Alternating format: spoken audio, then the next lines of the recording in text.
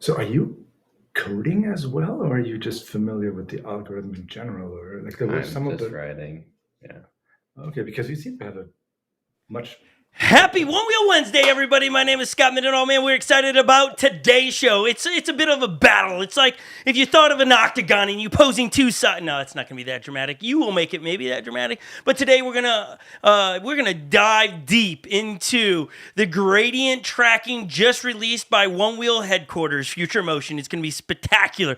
And then we have the other side, the creator of the Vesc ATR tracking, which we misspelled his name on the thumbnail. Apologize for that. A T instead of a B or D. My apologies for that. But we're going to have a good conversation today from two well-versed geniuses. So we're going to be getting to that. But this is Scott Mendenhall and Friends podcast meeting. I got some of my friends hanging out in the studio. First is my beloved Valentine's Day, Holly. Hi, everybody. Happy Valentine's Day.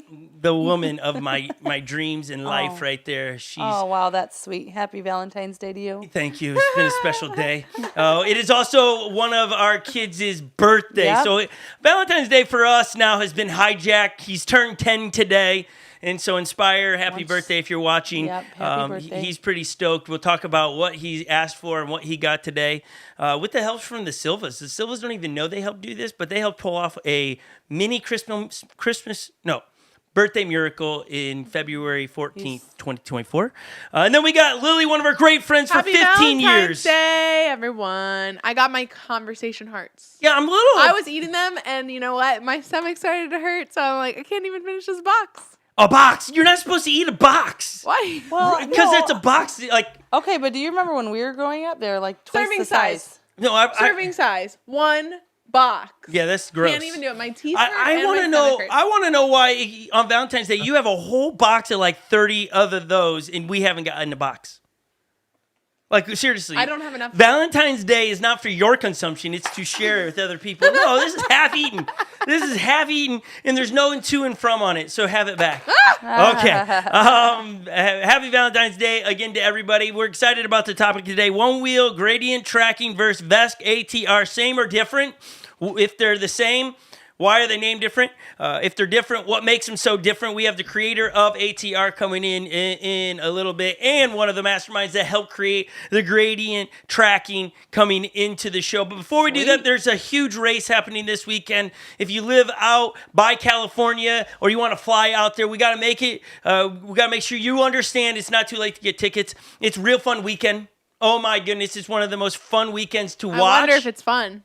Yeah, everything that they do out there, it seems to be a blast. I've only ever seen highlights from it. It is on the bucket list I want to get out to. Yeah. It'd be so much fun. So if we can put that out there one more time, you get to see all the fun stuff. You have fun races, trick competition, roller rink, group rides, BMX bike track, which is so fun to watch and spectate watching. It's such a great weekend. You don't want to miss it, okay? San Diego, California, February 15th through the 18th of this year. Austin and Mercedes are journeying down that direction. They are taking a break from developing some great content and some great software, hardware. I don't know what they've been developing out there in the headquarters for Onewheel Future Motion, but they're journeying on their way to the south to go claim another victory. Their first win of 2024. They're going down. I don't even know if they're actually racing. I just know they're going to be there. We'll get all that hot news. Let me introduce to you today, because Mercedes, she's a busy woman. She's working hard today. She's got stuff to get done. We got Mr. Austin Silva in the house today. Austin, how we doing today? Hey, what's up, guys? I Hey. like how Austin is just that. You're really matching the energy. He's just such the cool dude. He is. Now, Austin, would you please, before we get into seeing how you're doing, you got another mastermind right next to you, to the left of you. Will you introduce the other mastermind today in today's conversation? Yeah, this is Dotto. He created ATR. Hi everyone. Hi, We're down Dotto. Hey. Hello. That's On it. the way down, actually, we were just going to ride today, and just kind of lined up. He offered me his living room to do the podcast, and I was like, well, we're actually talking about something relevant to you. Why don't you hop on? And he was free between a couple work calls, so it worked Yeah. out to come on and join us today. That's Love awesome. it. You should go check out his YouTube channel where he deep dives. I mean, deep dive into these topics today. You're going to have to, at least a guy like it from my vantage point, you got, what did you just say? I got to rewind that. And then I got to go look up that. What is that What that again? means. You are a genius. Austin is just as equally, like, it's so much fun to just sit and just listen to you two talk. So I'm glad I get to mediate the conversation today. Austin, can we have you manage all of our guests online from now on? That's actually an amazing idea. Yes. We'll run all of our guests through Austin. Yeah, it would be great. It's fun always to sit around with Austin and just listen to him explain how things work. Because for me, just get it out of the box, hop on the thing, and whoo, this is amazing. He'll tell me why it's doing what it does, and I'm lost when he's like the gyrospheres, quantum physics, flux movement. And I'm like, what did you just... he's never used those words together. That's just me kind of pasting it together.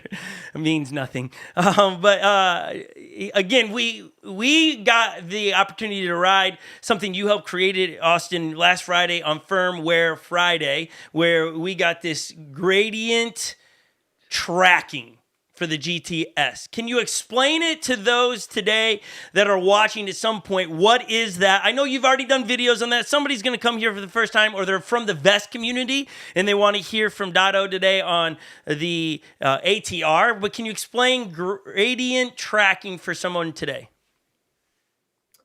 So gradient tracking basically allows you to pick up the nose going up a hill. So it gives you more nose clearance while you're climbing, and it gives you more tail clearance while you're descending. It's the It basic does it on its explanation. own. It's really focused as long as you have it on. Yeah. It's focused towards the lower end speed. So the Onewheel already did that a little bit before, but it wasn't enough in the first 10 miles an hour or so. And yeah, that was pointed out a few months ago by Max. And yeah, I'm jumping ahead, but basically, yeah, it just picks up the nose, gives you more nose clearance, allows you to not have to carry momentum up a hill in order to clear it. You can slow down and speed up on that hill, giving more room for acceleration input.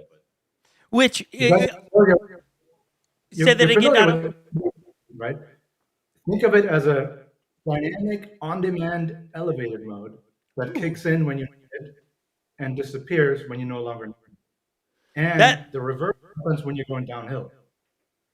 That's great. It does. It is one of those things that disappears. It's almost like you forget. I think the first time I hopped on it and I put it on the most extreme settings, like, whoa, I felt it going up the hills that I normally climb every day on my one wheel. It's like, oh my goodness, the clearance is amazing, and I don't have to.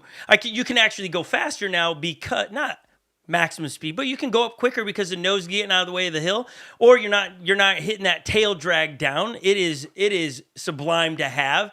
I do think I said to Austin earlier in a pump track is where you kind of notice it coming in and out, where you kind of it affects that style of up and down. It's almost too I don't know. The way I would say it is, it's too slow of reaction in a pump track style where you're going up and down. Is that a correct way to say it?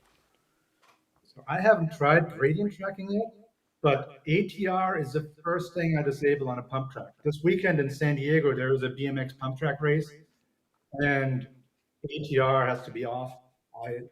I assume gradient tracking will be similar, but we'll see. I don't know. Have you guys tested it on pump We tracks? have tested on pump tracks. I'll probably leave it on a lower strength and dial the response speed down a little bit, and also play with the dynamic responsiveness so I can manipulate the board a little bit more. But yeah, it's not super helpful for the pump track, especially pump tracks with small jumps. Yep. It just doesn't give enough time. So the motor has to actually start climbing in order for it to react. A lot of times the rollers are so small that you get halfway up the roller, it's reacting, and then you get to the top of the roller, and it reacts to being on the top, and it's just a little too delayed for such rapid changes like that. Which again, I don't know if you. I was trying to think about it as in a race setting or whatever. I think I didn't think about turning down the sensitivity of it, but it's like it's not worth to me turning it off in that unless I was at a pump track for the entire time because it's a segment. It's very short. You'd have to learn how to ride with it because the payoff is on the trail the rest of the way because those pump tracks are so short. I have not rode it on teeter-totters yet because in Minnesota, all teeter-totters are frozen in a launch setting because you just can't drop off. So we're dropping off all of them, but I wonder what that would do to a teeter-totter sensation as you're climbing up and it drops. It's got to help you on a teeter-totter, right, Austin? So at Shredfest, I had one of my worst crashes ever going up a teeter-totter slowly. I tried to be conservative, and ATR is horrible on a teeter-totter. So I don't know about gradient track. I told Will about it. If you guys should give it a try, but it's dangerous because ATR does not assume that the ground underneath you can suddenly change. Oh.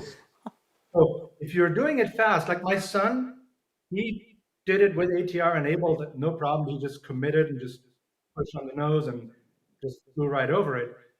But I try to go slowly, like 2 miles an hour. And then when the teeter-totter changed directions, my board just like shot out from under me because it was basically thinking, oh, I got to give you extra push because you're going uphill. And by the time it reacted, the ground changed to downhill, and it needs a second or so to Yeah. react. So I was in a full-on tail drag, and the thing just like fell out from under me. I landed on my back. So, Yeah. I could see that as a problem. Now, I think for a guy, not tried gradient tracking, so it could be that those guys have done something slightly different that doesn't make the problem so severe. Maybe Right. they even have some countermeasures in there to prevent something like that. I don't know. yeah. It's like I watch Austin hit a teeter-totter and the guy's full sending.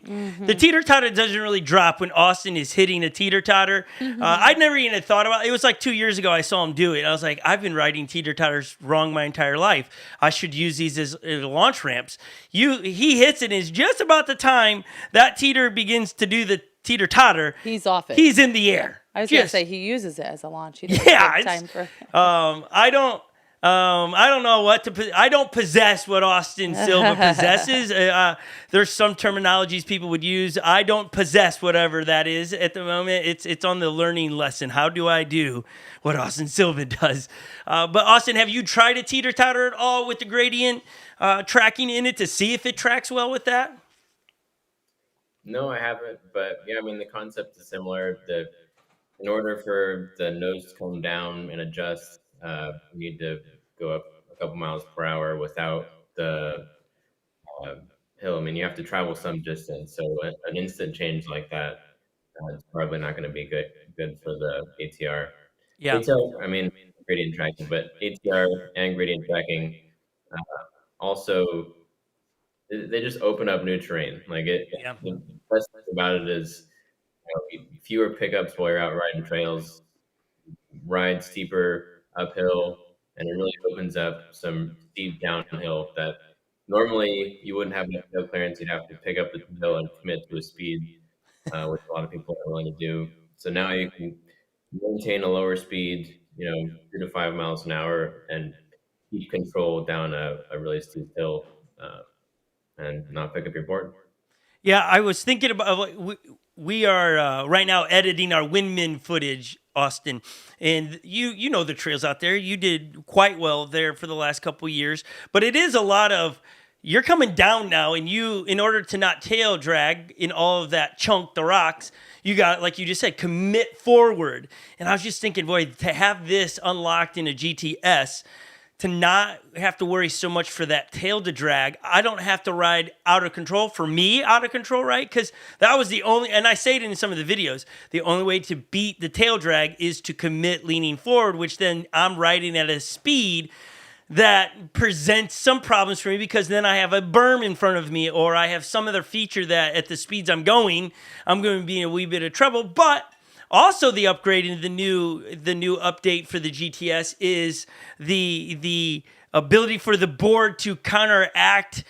I forget what you guys are calling in it, but the chunk of a trail that makes your nose tend to just gradually go down. Well, that feature, along with the gradient tracking, is going to allow you to continue to hold that speed and not your nose keep coming down, because that was some of the problem. Leaning forward, now all of a sudden you hit that next transition and your nose is down.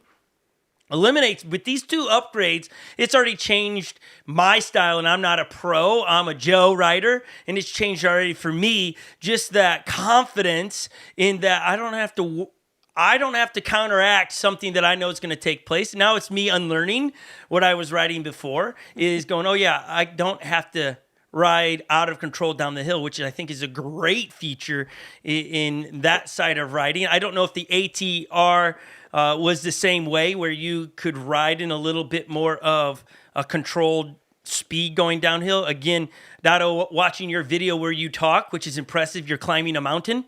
You keep referring to it in that video. Everyone should go check it out after this video. Go subscribe to his YouTube channel. He is going to geek out on so many things we can't do here because we don't understand.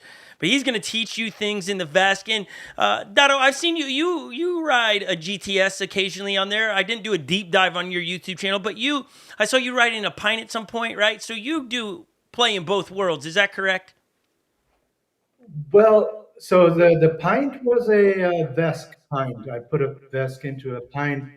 The GTS, I did get to ride a GTS for a little bit, but no, we no longer own a single Future Motion board. They're all converted by now.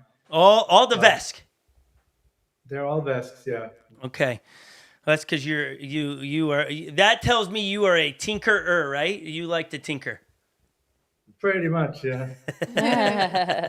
He knows what he's doing. Yeah. That's what it is. You're a tinkerer and you know what you're doing. I'm neither. I don't know what I'm doing, and I can tinker, but I just would rather hop on my board and have like a guy like Austin develop some new feature, unlocking. Okay, great. I got the 3 sliders. Wonderful. So Dotto, thanks for figuring out a lot of things for the community. But it's fun to watch some of your videos and stuff as you're figuring out things in Vesc. Again, it's wild to know that you're the creator of ATR. How did you come up with it? Let's talk for a second. I know you have a meeting you got to get to here in a little bit. What made you develop ATR and how, like, dumb down, how'd you do it? Right? For a guy like me, no, I just figured this and we needed to do that. Give us the process. It all started because Vescs, the firmware, it used to suck compared to a Future Motion one will. Even riding a Pint felt like a better experience than riding a Vesc board. And I have a lot of hills here. So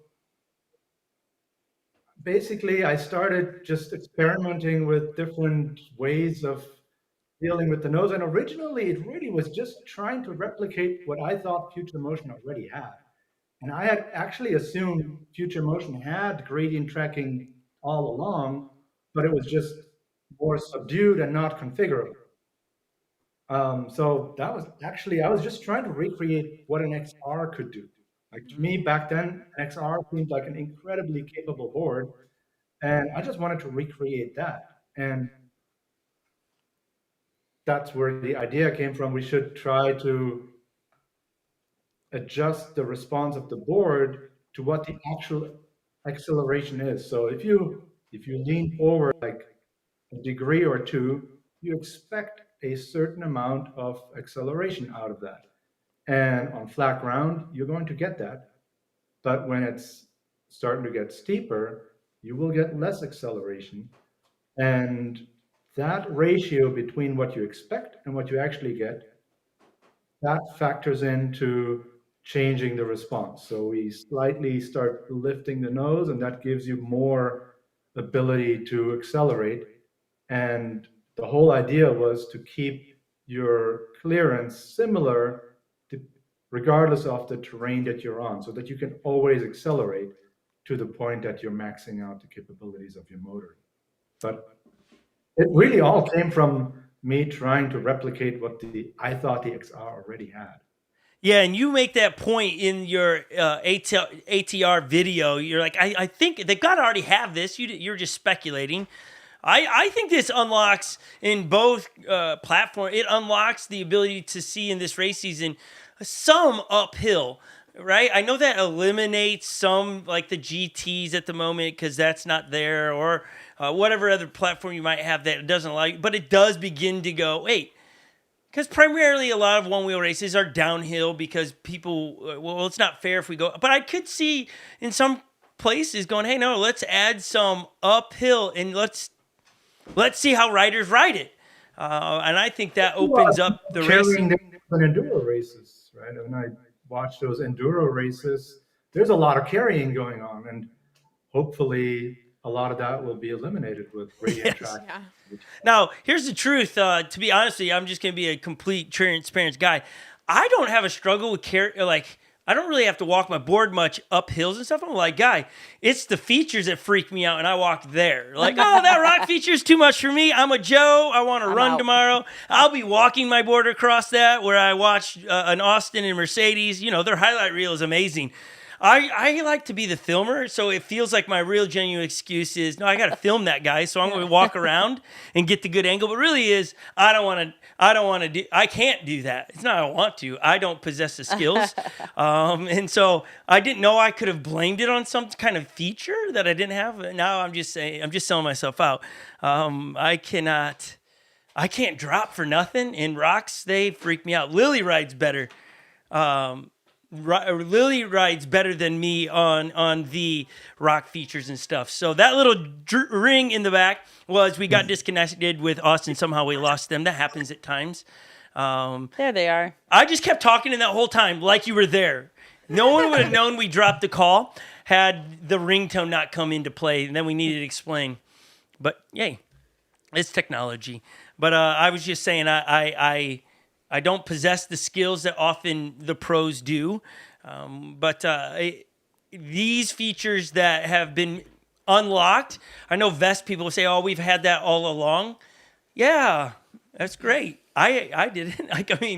I think it's spectacular that some of those things are being integrated or turned on, because I don't know if that's even the right way to say it. Austin, correct me, because I'm not the guy. I'm just speaking from a spectator, you know. Unlocking or turning on a feature like that, I think, is a game changer. Heaps of people, Austin, are asking, and you get asked this all the time. I watched your short podcast with Jack Mudd last week as well. If you guys want more information on how they developed this Future Motion, go to their YouTube channel. Check out the video that Austin and Jack Mudd talk about gradient tracking in the firmware update. But people are still asking, is this going to trickle down to other platforms, or is this a GTS deal? Maybe you don't know that answer, but people are wanting to know, is this safe for only GTs or GTSs and not going to be seen in other platforms? Do you know anything? Can you say anything? Yeah, gradient tracking specifically is just going to be a GTS feature. Everything else, there's a few other features that we included when we talked about it in the update. Those are going to come down to GT. But yeah, gradient tracking, GTs, the way they're set up, it's less beneficial for climbing. A lot of times you go to climb with a GT and you run out of torque about the same time the nose hits. But you do have the elevated mode, though, right? You Why also have why did you give them the elevated mode? Because if it's dynamic elevated mode, shouldn't that also benefit GT owners? And the same for downhills. Yeah, Plenty of downhills I'm would not be saying that safer with wouldn't gradient tracking benefit. enabled. Sure, yeah, downhills definitely they'd benefit. But the GTS is just it's our factory tuned board, and Right. we've been focusing on dialing in the firmware for the GTS, and it's just our main focus right now. But Yeah, I mean, I think Jack said it as well. It could trickle its way down, meaning when we're done tweaking here, we might spend some time over there. I just can't. I mean, I take everything that any business does or anybody that's developing something. You can't do all things at at once. You've got to pick a focus, and then when you're done there, your focus can shift, and that's just best way to get everything to a standard is, okay, we're going to make this one the best. When we're done with that, we tweak this and go down. I think that's what Jack kind of refers to when he says trickling down. I get that. I know every GT owner and Pinex owners out there, but oh wait, I want that. And that's just it's the unfortunate thing of progression, of things being able to, you got to choose a focus. And again, I think that's different with Vesc, right? Where Vesc is, no, I want it, I create it. Is that an okay way to say that as well? To say if you dream it, you can make it in Vesc? Yeah. We have ATR on every Vesc pint has ATR just as much as the most powerful 100-volt Vescs. So it's the same feature. And hopefully with enough success of gradient tracking in the GTS, maybe Future Motion will decide to offer it at least as a safety feature for downhill descents. I mean, it literally makes downhill safer. Because you don't have to commit, you can just go as slow as you want. Yes, I could see that. And again, I think they're fair points. And I think all of these conversations help everybody kind of go, oh yeah, I didn't think about that, or that's a good point. Or so I like input on it. Again, I'm not an engineer, and I don't really have outside of the writing experience. Those are my experiences in it. Speaking of the GTs and stuff, Austin, at the beginning we talked about it's Inspire's birthday today, and he desperately wanted a GT for his birthday. He's like, how do I get a GT? And I was like, well, I can have this one, or I could just, here you go. And so he now is a proud little owner of a GT, and he, this morning, before school started, he was just writing so much. I mean, think about it. I don't know, how much does he weigh, Hal? Oh my gosh, I have no idea. But 45 pounds, maybe. If you need a hype man for the GT, let us know. Oh yeah, he's all for it. But he's 45 pounds if he's got all his snow gear and he fell in the lake. Okay, so he's really light. He burned the battery up before school started today. That tells you how much that and he's not riding far. He's it's just riding in the on grass. the property. Like he's just. But that's how not much even the trails. He's just stoked on it. And thank you, Austin.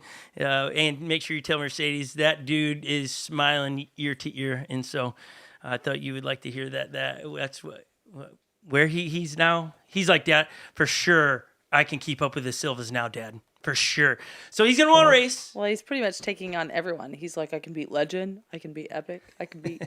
He's like, yeah, he's his own deal. Yeah. Yes, he is. But he is through the moon, and it's fun to see. The other day we were on a big group ride. When I say group ride, I mean our family was going out to ride. With all of us riding, that's 10 of us going, right? That's a solid group ride. But his board, we were going on, I don't know, 15 miles or so. And at 4 miles, for whatever reason, his pint battery, that was it. And so we had to walk 4 miles back. Well, we didn't walk. We put him, you know how you do. You double up. He's straddling the board. Somebody else is carrying the one wheel for 4 miles back.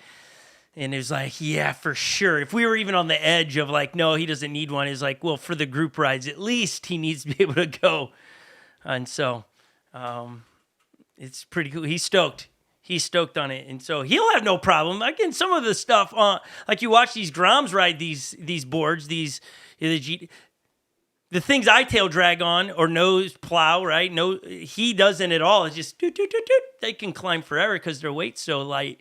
And so some of this is, right? Some of it is all on the weight of the rider changes how the board behaves because it's got to adjust to the rider's weight. Is that a safe statement to say, guys, that the rider's weight dictates what the board does?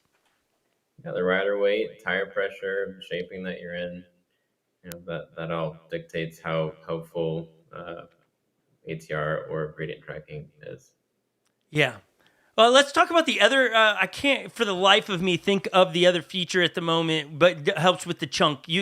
It's just on all the time, right? There's no option to turn this on and on. Off? What was it called? So there's landing behavior and.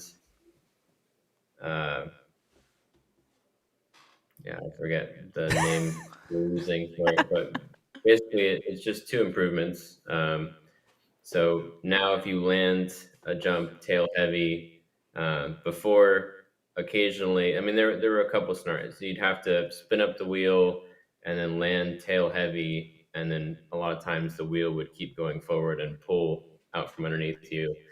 We figured out why that was happening, and we fixed that. So now you can land tail heavy and get back up on the wheel a lot easier.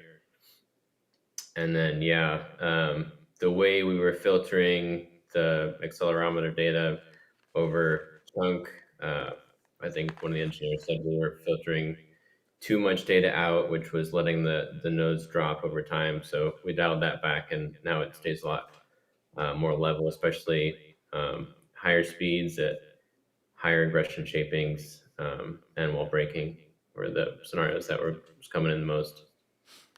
I looked up while you were talking there. Problem in Vesc for a long time, and wooden bridges. I could not get. Every time I was on a group ride and there's a wooden bridge coming up, I was like, oh shit. And yeah, we had to fix something like that too. But we just called it a bug fix. Yeah. So exactly. Yeah, but now that's a feature in Vesc that you can go in and turn on and off. That's not built like that is. Again, sorry for not knowing Vesc 100, but that's a feature you'd have to go and go, I want that on or off or add that, right? That's the thing about Vesc is that it's all a la carte. It is. I mean, it's literally sort of the normal best practice. You're just told you have to set this value to 1. If you keep it at 0, you're going to get nose dips. Now, nobody wants nose dips, so it's not like it's, oh, do I want this or not? Right. Do I want a board that works well or not? And then you just follow the normal procedure of how do you configure it. But Yeah, I have been enjoying how the conversation on Vesc and Onewheel or Future Motion software is coming. A lot of people are starting to go, hey, if you're a person that likes to customize 100% of everything, then a Vesc software is where you'd lean towards because you can do everything. You think you can do it. If you want to pull it out of the box and have a really good ride right from the get-go with minor tweaks, they're saying Onewheel's the way to go. And again, I'm not no one would ever have to guess where I lean. I like Onewheel. I like that it comes out of the box. I'm ready to rock and roll. And there are the highlights that I get to go in there and tweak and customize. I think that's great. I would get lost in the woods if there was 100, and I would forget what I just did. And now I've like broke my Onewheel or using a Vesc. I'm like, crap, what did I just do? Because that sucks. I don't know how to slide it back. And so Onewheel for me, I enjoy that. I like that simplicity of it. And again, I don't use these words. Maybe Onewheel's like, I really wish you wouldn't use words. I know it's complicated to do what they're doing and make it sophisticated in the app and how clean it works. But it's very simple for a guy like me to pull out of the box, slide a few things, go, oh, I like that, I don't like that, move on. Vesc, it's like, oh crap, I didn't turn on this thing, this buck option, and now I'm eating my face on a wooden bridge. No one wants that. And so anytime one of my friends asks me what board they should get, I always tell them just get a GT. You don't have to worry about anything, because I never steer people towards Vesc, because unless you're an engineer or tinkerer, you love that kind of stuff. And I know my friends, and most of them aren't that type. That's awesome. You're a good friend, Adam. You're a good friend. It'll be good. Yeah, otherwise I'd have to support them. Yeah. See, that's so well said. Because again, I watch your videos, and you're. I mean, I don't know you. We've only met today through online, but what I've learned from you, what you post, you're a genius. You know inside and out what you're talking about, and I would have no idea. I can't even understand the things you say. And so I'm glad you're like showing it to me while you're doing it. It's like, oh, okay, wonderful. And so I think it is. I love that you even said at the end, if I point my friends to it, I'm now fixing their boards. Like, I think the local shops here point to Vesc because 2 reasons.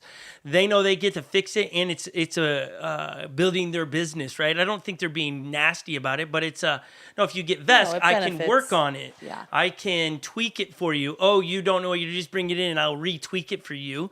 And so I get it. It's a strategy for some of those things. And so I get that, but I love the honesty of you going, no, I'm not looking to make my own board shop here for all my friends, so get a one wheel. So like, because if not, you're going to be on these group rides, and they're all coming to you to service their boards at the stop. Hey, can you help me out here? Can you help me out here? I don't know what I'm doing. So you're actually saving yourself a lot there. Someone says Vesc is not nearly as complicated as people think, at least now anyway. It's all laid out because of people like Dado. So I know we're making it seem complicated, but for someone who thinks it's not complicated, how do you speak to that, Dado? Well, Like, they don't think it's complicated it's anymore. less complicated than it used to be. That is true. But there's some people that don't want to worry about it. And not that it's so complicated, but it is actually pretty easy to just forget one little step, and all of a sudden your board is limited to 10 miles an hour and you nosedive at 10 miles an Wow. hour. Something you can actually do. So there is more ways of configuring your board to be complete trash than there is ways to configure the board to be different variations of good tunes. So you really have to And- be mindful about it. Absolutely. And there is a certain type of personality that just loves that kind of Yep. control, and they can do everything they want, and they know the risk, and they're also being careful. If you're good about following instructions, then you can make it work even if you're not technical at all. You don't have to be an engineer to follow all this. But if you'd rather just ride and not worry about instructions, and if you like to skip to the end of the video and just ride, you're going to have a hard time because it's pretty easy to skip a step. And I've seen a lot of people, and then they crash, and then they say, oh, I just nosedived. What happened? Right. And It's the board's that's fault. there's just so many ways to screw yourself over that, yeah. Wow. It Yeah, and really I- depends on personality. I like the truth telling on it because that I've been on plenty of group rides where somebody's like, oh yeah, I don't know what I did to my board yesterday, but I either skipped a step or I clicked something, and now today my board can only do 10 miles an hour, and they're always making jokes, I should be riding a pint today because that's what it's behaving like, but they don't know what to go back and do, and they're like, well, I got a phone call into such and such, they're going to help me tomorrow walk through it. And it's like, to me, I know for me, I got a limited amount of time to ride, and I just want to ride. I don't want to go, I didn't do something. And so that's my personal opinion. I'm not knocking somebody. Like, for you, you love it, and I love that you love it, and I can get excited about what you're getting excited about and learn. Yeah, and when you talk about some features in Vesc, I'm like, oh, that's a really cool feature. I wonder if that's available in the future motion software at some point. And being content of this is where we're at today, and at some point we might get that. I think, again, you developing ATR allows the Onewheel community later on to get gradient tracking. I just think it's a building block of a lot of things, which is a lot of fun to watch it play out, where it's a building block of people's passion and abilities. And eventually you both platforms get something that everybody's like, yeah, that's a no-brainer to have at the startup of any new board or things like that. So thank you for what you're doing in the community. I have no idea how you actually did the numbering and the building of it into a app. That is beyond my ability. I appreciate that you have that ability and you enjoy it, and thank you for explaining it so well in your videos. It's been fun to watch some of your videos on those things. And then to Austin, I set you up poorly with the question, what is it called for the new landing behaviors and the control through rough terrain? I just read through and looked. There's no name for it. It's just now a built-in feature. And so I set you up poorly. What's it called? It was never called anything. It's just doing it. It's happening in the background without me knowing it. But again, it was one of the features that I know in my trail systems that when I hit those features, I can feel the nose going down, and I immediately felt the difference because I didn't have to counteract the behavior of the board. So all of those things are tremendous. Let me ask this for you, Austin, in the developing of that, was it fun to go out there and know that, okay, we just tweaked this, and to come back in and go, man, we really messed this up, and What's that process looks like? You go to the field, go to the hill that you're hitting all the time, and then coming back. Are you tweaking these things, or is there another person coming in and doing it? What's that process look like with the factory team? It's just the engineers tweaking things behind the scenes. Me and Mercedes just go out and ride, and Neil, we go out and ride, and we find terrain. Our job is basically to find terrain to mimic behavior we're trying to improve, and go ride it over and over and over, and tell them better or worse. And yeah, these features were really good, really fun to test. Some other features earlier on before the GTS release were a little bit more difficult to test, just because they were we were just testing the limits of the board, and it involved more failures and crashes. So, A lot of falling. yeah, this one was a lot more fun, and especially with gradient tracking, getting that dialed in and finding the range where it was useful, and finding the range where what we had before was sufficient was really gratifying. Cool. Yeah, I think when you say you got to set the range, and if you guys haven't downloaded this for your GTS, because now it's popular. I've noticed this in just the chat rooms I'm in and things. People go, I'm not updating because I don't want my board. I don't want to be locked out of future this and that, and so people are not. They feel like it's a selling point to be able to sell their board with the last. I'm going to use the word operating, but the last firmware. My board has got this, so you're able to do this and this. So people are updating for the fear of something. So those that haven't done it, you're missing out on a cool feature. But to see that the sliders, I got +5 one way and -5. So you really got 10, right? To move it. And I've just felt like, great, I don't need 100. I don't need to slide it to 100 because it takes me forever to find it. I get to go I get 5 goes at it, right? Let's ride this hill at 1. Oh, not good. 2, 3, 4, 5. Great. How about the other way? And you can move and find what you want relatively fast and not spend forever doing that. So I like that. I really have that. Every number increased, you feel it differently. And for a guy of my body weight and style, a 5 was way too much. I did feel like at times I was more in elevate mode than I wanted to be. And so I was like, okay, I got to bring that number down 5's way too much. And so it was fun to be able to feel the sensation of everything moving. Somebody's coming from an XR platform where you had the customization in XR, and you did make sliders. They made sliders and stuff, and you would slide it all the way over and go, I'm not sure I feel any different. Gone are those days. You move it once, you feel it, which is really cool to be able to know that you're really customizing your board. So let me ask this question. Some people are asking, I think they always ask the factory team this, and I don't know. Oh, go ahead, Don. Bye, guys. Bye. Bye, Dado. Dado, thank you so much. Thank It was a you. pleasure. He's got a meeting to get to. Austin, we have you for a few more minutes before you and Mercedes are going to go ride. Yeah. Okay, people ask the factory team this all the time. I don't know if you guys want to share or whatnot, so I don't know the answer to this. It's not a big question, but people like in our chat are even going, hey, what are his settings and what does he ride in? Do you want to share that? Like, what's your favorite? Maybe not your race, but what are your just normal, hey, this is a great place to start when you're going to go set up a board.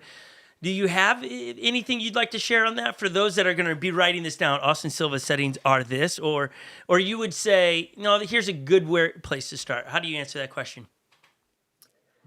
Yeah, I mean, it varies quite a bit. Like I don't mind giving you my settings, but really comes down to rider weight. It comes down to the tire pressure, the terrain that you're riding, personal preference as far as how loose you like the board or how tough you like the board.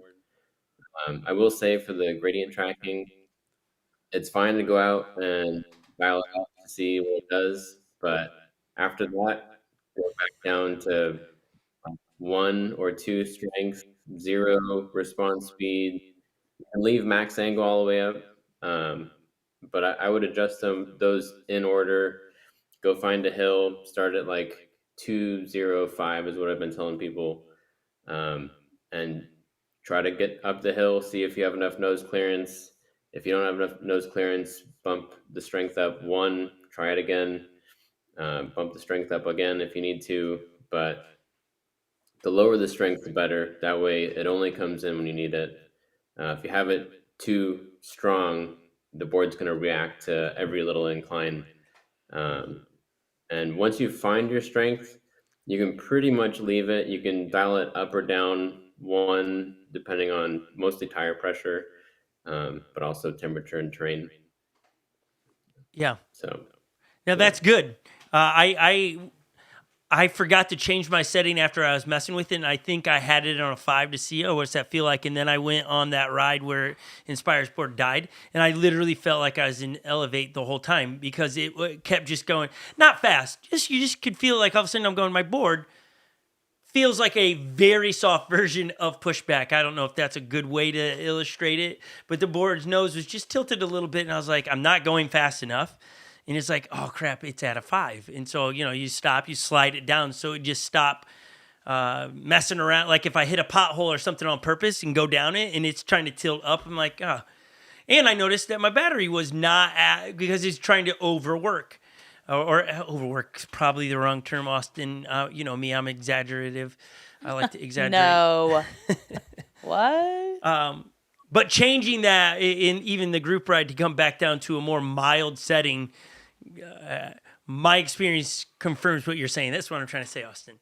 And so yeah, and not only is it more work for the board, but it's also more work for you. And that's the whole reason that's a large reason we took the higher speed angles down and made the effect basically cancel out at 20. Depending on your strength, it'll go away much sooner than that, closer to 12 or 15. But because we want to make it as comfortable as possible. If you're going down a hill, a slight decline above 20, you don't want to be angled nose down. And when you're going faster, you want to be a little easier on the inputs too, easier on your braking or easier on your acceleration. yeah. It's just less useful. Yes. And it is I love that it disappears at a higher speed. The group ride I was on, because we had the grounds with us, very slow speeds, and so it was always reacting to every small incline up and down the road. And so it was, because it's the same ride. I think that's where the best place, maybe for some people at home, the best way to test this stuff is on familiar terrain. You're not going to probably you've been on multiple times, because so you're can going to feel it? get, that board ride's different. Somebody on the we had family friends with us, and one of them asked, "Hey, you want to switch boards? You want to ride they had a float wheel, and they had just tweaked some of their settings. You want to see the new settings?" And I kindly declined. I was like, no. I want to keep learning my board. I have new settings I'm messing with, and I can feel all the difference here, and I want to tweak it as we go, because the terrain was the same, but my board was behaving in a different manner than I really was enjoying. So I was like, no, I want to stop and tweak this here and there. So as you guys at home are tweaking these things, be on familiar terrain. Not said that you can't go to a new trail system and tweak it. For sure you should. I learned this from you, Austin, at Windman. Correct me if I'm wrong here, but I'm pretty sure you almost had you had different settings in the app for different trails, right? Yeah. So I pretty much all of them. I think there was like 7 segments, something like that, and I had like 5 different settings. Yeah. So at the But beginning, the incline and how rough the terrain is and how many features and stuff like that. Like I mostly ride something similar. The difference between the two shapings were, a couple notches here, a couple notches there. But I'll put a whole video together soon, probably as soon as I get back to Santa Cruz. People have been asking me to do shapings videos, so I'll go over what my shapings are, and I'll go over each individual shaping and how changing them affects your ride and what scenario it would be useful for. yeah, I just think that's one of those little hacks. It's like, duh. When we were just down at the Great Passion Play riding the trails from Dirt Surfers a week ago, I went in there, and as I rode the trails, I kept labeling a different setting because it was like every trail is different. And it's like, I need to tweak these because I need less brake on this one. I need to, because I think some of the ways before this new firmware update, I was compensating some of the tail drag with not as harsh braking, and there you don't have people in front of you, so I don't need to slam the brakes on as much. I didn't feel so I would lessen the sensitivity of my brakes, so my tail didn't drag as much. So I would just keep adjusting some of those settings to be able to ride to the likings of mine, and just started saving them by the names of the trails because it was like it helped me ride the trails better. And it's an easy hack for all of us out there. And start customizing your GTS with the features in mind and all those as you go. I just think that one setting doesn't match all terrain. And that's the beauty of having the options to tweak our boards along the process, is being able to go, oh yeah, here is this kind of terrain. This is what I'm going to set it to, street settings. Now, I do wish it'd be so awesome, Austin, if there was a built-in sensor somewhere in the Onewheel that knew what terrain I was going to. So like if it, like you've got a prolonged stretch of street, and it's like, okay, we're on pavement and it's more than 100 yards or something, that it immediately flicks over to your pavement setting. And then once you get to chunk and it's for a few feet, it'd be sweet to be that it does that. I don't know if that's even possible, but I think that would be pretty cool. There's a Yeah, I'm couple. sure it's Sorry, go ahead. Go ahead, Austin. and I'm sure we'll get something along those lines eventually, whether it be like sensor based or GPS based. Yeah, that would be. Our ship just get more dynamic. Yeah, and again, I think I was going to say this earlier in our conversation, because the AI conversation is a huge conversation in all spheres right now. And it's interesting to hear that when we're talking about ATR or the gradient tracking, we're still saying AI is not smart enough to catch what a teeter-totter is, not smart enough to catch what a pump track is. And it can't compensate fast enough for the dropout of terrain. And that's where human interaction still is. That's where the rider matters. It matters because you've got to be able to, in real time, respond to each of those adjustments. And so I like to hear that humans are still needed on these boards, and it's not all an AI thing. But Holly, you said there's some questions? Yeah, it's come up a few times in the chat about someone's asking the Future Motions roadmap to custom tilt.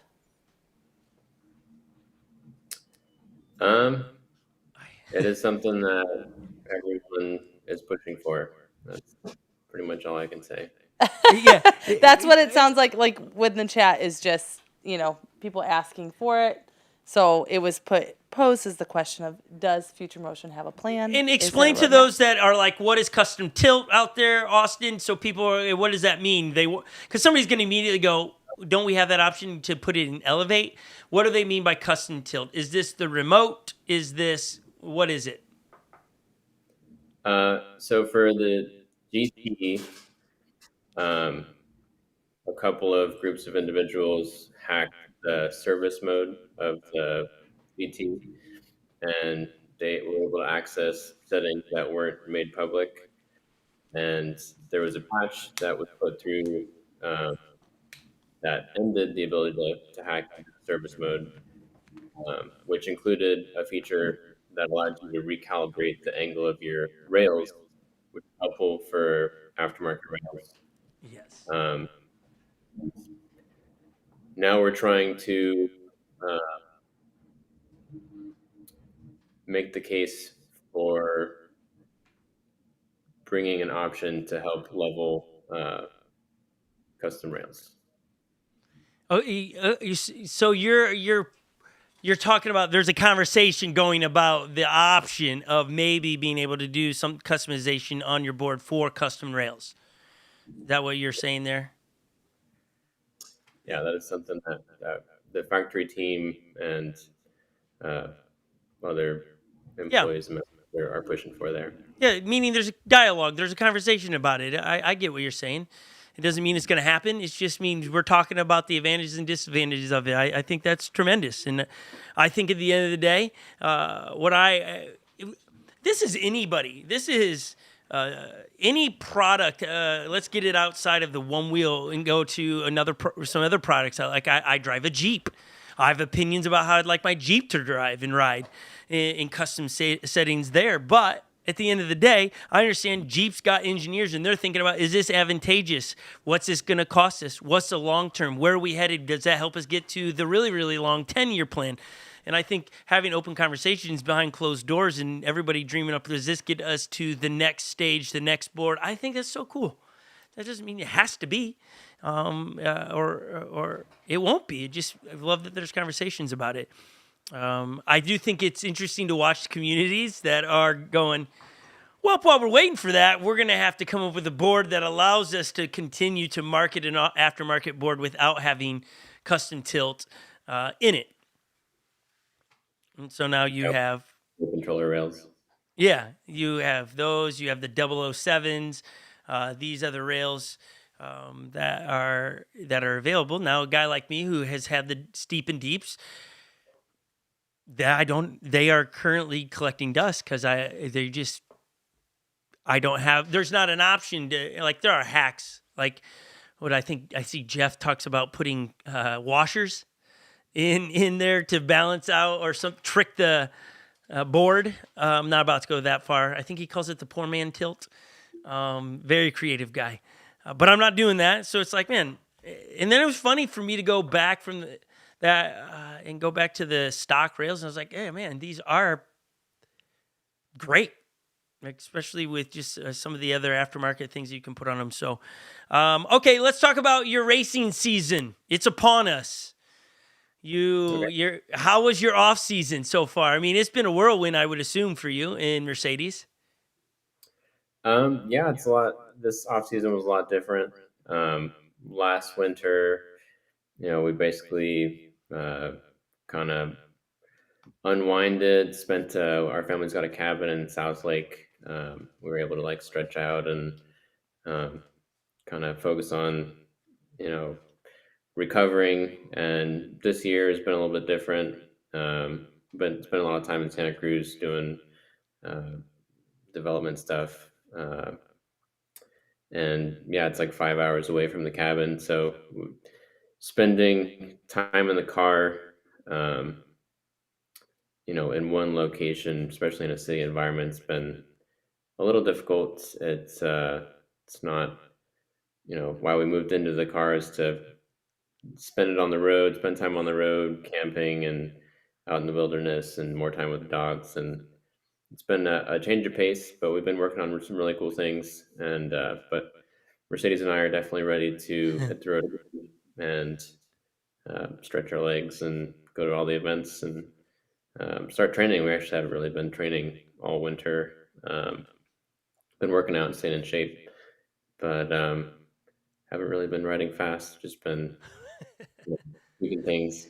Well, you've been developing, so your fingerprints are all over something now, which is pretty cool, I would think, for you to be able to say, because that's been on your heart for a long time. I want to have my fingerprints in the community, and so it's been felt and seen, and that's been pretty fun. Now, again, I want to see you guys race. I think it's one of the funnest things to watch you and Mercedes do, because you guys do it at a whole nother level.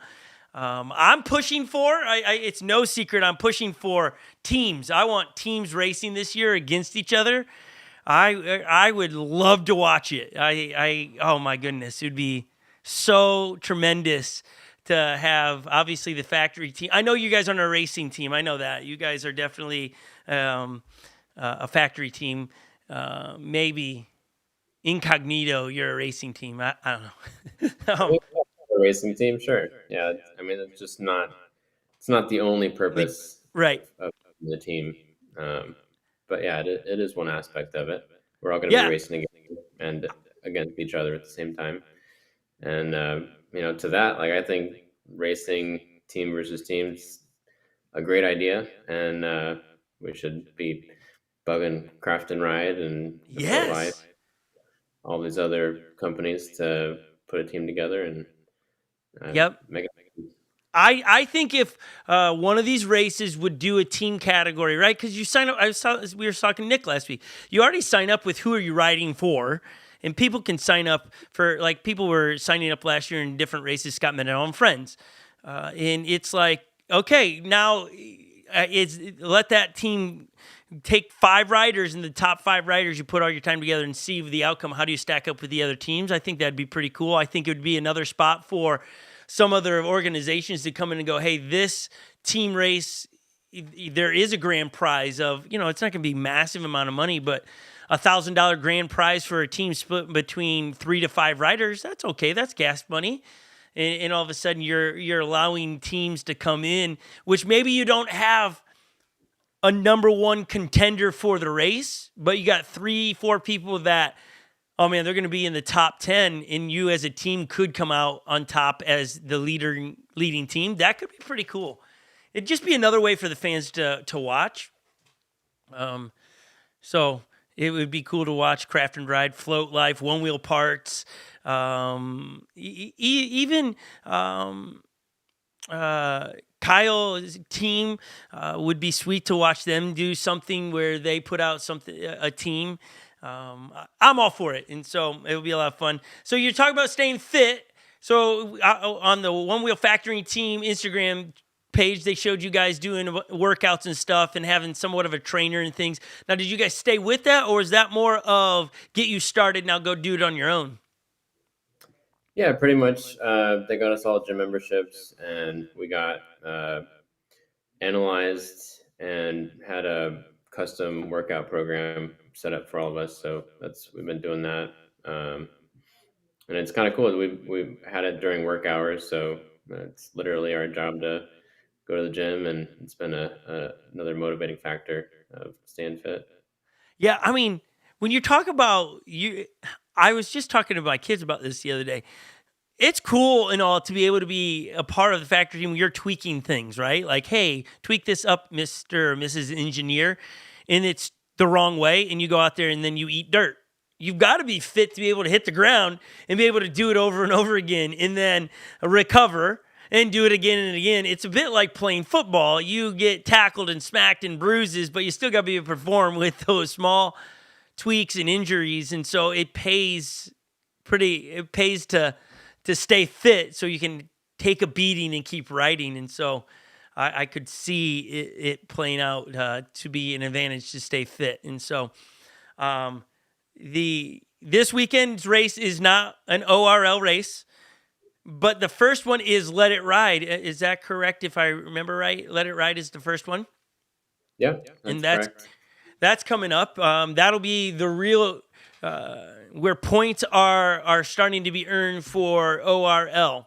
And so going there in plans to win, or are you going to ramp the season up where you're just trying to get points along the way and make sure you seal your fate into the championship race? Or are you trying to dominate every race this year? What's your plans going in?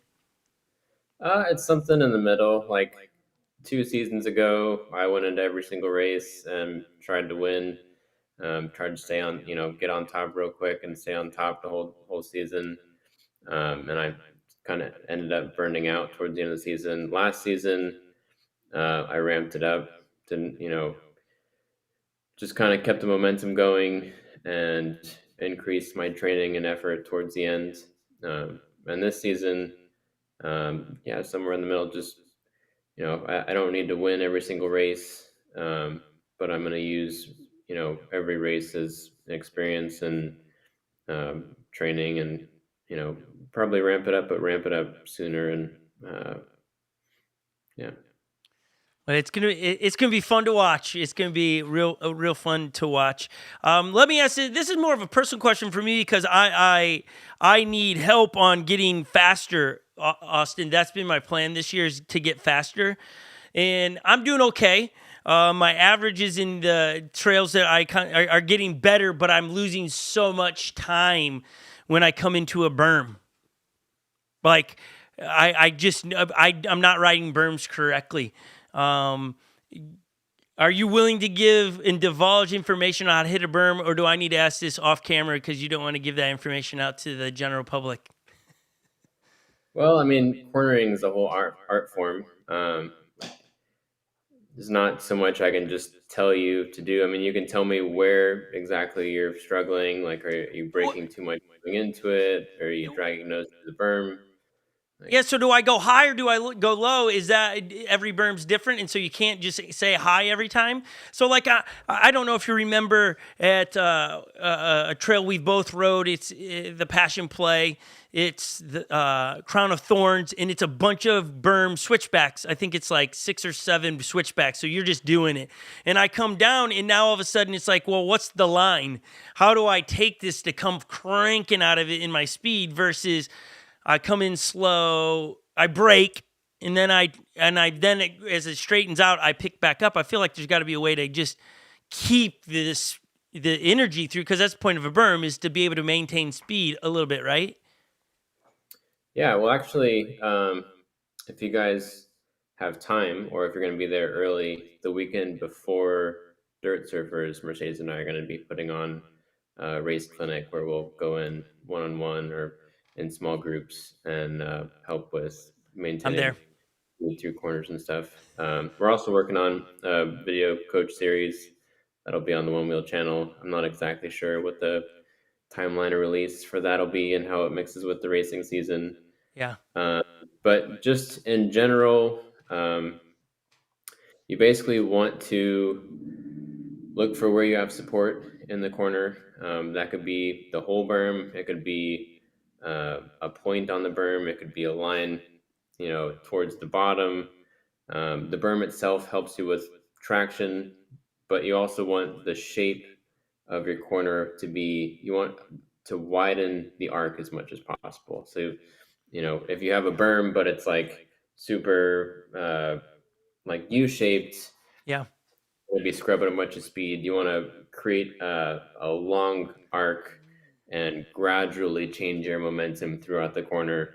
So that could mean skipping a berm altogether in some cases. It could mean railing the top of the berm in some cases. It really just depends on how well the berm is built and what the berm's built for, because some berms are built for mountain bikes, where they don't have to deal with the G-forces and balance the whole time. They have 2 wheels, so they can really just throw themselves into it and rail a really tight berm. But yeah, I mean, every single corner is different. And that's just like berm corners. There's also off-camber corners. There's switchbacks. There's loose corners. Cornering is. We're gonna have a whole episode in our coaching cornering. Well, let's start with that one. I would appreciate that, starting with that one. I know that's not probably where you start in it, but sure would help a guy like me. And I do, and again, all berms are created differently, obviously, but there's got to be some things that translate that I'm just doing wrong. And sign me up. I'll come with half my squad. And we'll be at that clinic, or any of the clinics you're going to offer. We'll be there to learn. That's exciting stuff to hear, to have somebody kind of coach through the progression of it. And some of it is for me to learn to be able to teach all of my kids. That's what I'm at. It's like not as much as me, but I got 8 kids that are trying to get better at the sport, and I'm trying to get better so I can teach them. Not go, here's a YouTube video, now go do. It's like I need to understand it to be able to translate it to them. So I'll fly out to where you want, and I'll start filming some of those and help Team Onewheel get that content out as well. I just see it in my head as you're talking about berms, like how to film that and put arrows. Here's the arc and all these things. So that'll be a cool little added gem to have for sure. Yeah, so we're looking forward to it. And if there's anything in the meantime, you can always record yourself going through a corner or something else that you're struggling with, and share it, send it over to us, and I'm happy to give you feedback remotely. I like that. And any of the listeners or followers that want to do that, we're There always goes. welcome. It's not just to me. He's saying slide into his DMs if you would like with that.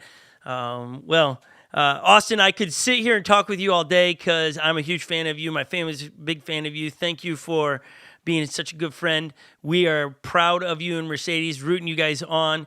Thanks for getting Dotto on today. That was a fun conversation, I'm sure, for both sides to just see both conversations going. And so thank you for taking time today. Enjoy your evening ride. We have a snowstorm happening at the moment. As we sat here, we started with no snow on the ground, and we've already got an inch. It's all white outside, so I think we're living in two very, very different climates at the moment, Austin. Yeah, let me just. Yeah. Let me show you the sunshine. He's about to do it. Look at that. What? Yeah. My cameras don't move as easy as yours. I have to go I've not rode my one wheel today. And so I will go out and ride in it, and everyone will get to see what snowstorm it is. I'm trying to decide where to ride. Because this type of snow is hard to ride a one wheeling because it's fresh, it's wet, and hard to get traction. The roads are going to have ice on them. It'll be a fun, interesting ride. It could be the day. I know there's a day coming where I won't have much of an option but to do circles in my house. I feel like today's not that day, but there is a day that's going to happen to keep up with riding my one wheel every single day this year. And the reason I did that, Austin, was because it's like if I don't ride this thing every day, I'm not going to get faster. I always have a reason not to. So I was like, let's make it fun and make sure I ride every day. And obviously every day it looks different how I ride, but I've been on my board every day. But so has six of the 8 have rode their one wheels every day. And it's been fun to watch them remind me to ride my one wheel. There's a couple times where life's been busy for us and I forgot, and it's like 11:30 and one of the kids get up out of their bed. They're woken up. Dad, have you rode? And 11:30 at night, I go out and ride my board in the middle of the night just to keep going. But if they'd not said anything, I'd have totally forgot. So it has been fun family event here to know that my kids are keeping track as well, and they haven't missed a day. So it's a lot of fun. A lot of fun to do it. So, and Austin, we have a package here that we've yet to mail. I mean, it's literally, we have a couple packages that we're supposed to mail at Christmas. We're good at packing them, Austin. We suck at mailing. No worries. You'll have to just come get it. Nothing. But hopefully Holly and I joke, hopefully Beam doesn't go bad. I don't think we should look because that would suck. We might need to open the box, use the Beam so that you're not getting I say that with Holly in the room. Hopefully she'll remember to mail it. She does this. She's now on the switcher because everybody has left. They wanted, with the snowstorm, you got to drive slow to where they're going. And so they had to leave early today. Okay, Austin, I will let you go, man. Thank you for your time today. Love you. Give Mercedes a hug from all of us and the beautiful dogs. I haven't seen them in a lot of posts lately, so maybe it's about time to put them out there so I can laugh and smile at your doggos. They'll be on the trail with us. That's Love good you guys. news. Have a good one, Austin. Bye, man. Bye. Oh, man, that's Austin Silva, everybody. I hope you enjoyed today's conversation. Subscribe to the YouTube channel. If you're still with us, you should probably have done it by now. Great conversation with geniuses, minds that know more than me, that are passionate about what they do, and they've put together some really cool things for the community. And so thank you for Dado for being on our podcast. What a privilege to have him in via the Silvas. What a great day. I hope you've really enjoyed that. To Lily, who's no longer here in the studio, and Holly, who's on the switcher, they send their love to everyone. Have a great week. Next week, we will bring highlights from Real Fun Week. Maybe we'll get Kyle on here to talk about what took place and the highlights from the weekend because it's one of the most fun weekends, hence the name, for the community. Like we said at the beginning, go get tickets, get out there if you're in the San Diego area, and go hang out. It's like the longest group ride ever, and it's been fun to watch over the years to grow. And a lot of the factory team will be down there. It's a pump track style, so it's great for spectators. So if you just want to come and be in the community, great place to show up and partake in a lot of the cool things. So everybody out there that's still watching, be safe tonight. Get out and ride your Onewheel. No excuses. I got a snowstorm I'm going to go ride in. You'll have to wait to see the post of that a little bit later as the snow is flying here, everybody. Thanks, guys. Have a wonderful, wonderful day. See you later. Bye.